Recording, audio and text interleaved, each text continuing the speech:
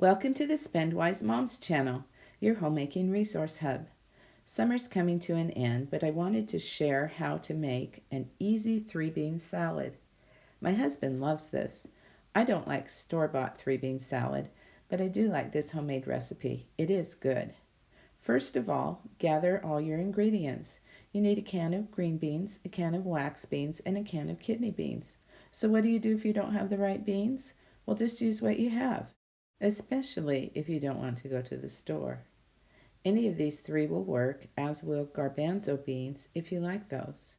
You also need vinegar, oil, salt, pepper, and white sugar. I also add green pepper and onion because I think it tastes better, but you don't have to add it if you don't want to.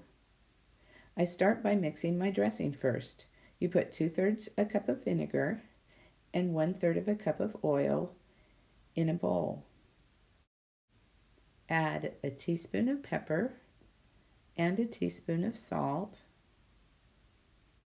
and 3/4 of a cup of sugar. After you add the sugar, you're going to go ahead and mix everything together. Next, open your can of beans and then drain them and rinse them and then add them to the bowl.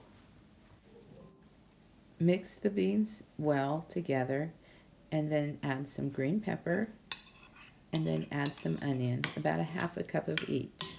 After that, just mix it well. Then you're going to put on a lid and then put it in the fridge. The reason why you do this is so the salad has time to marinate.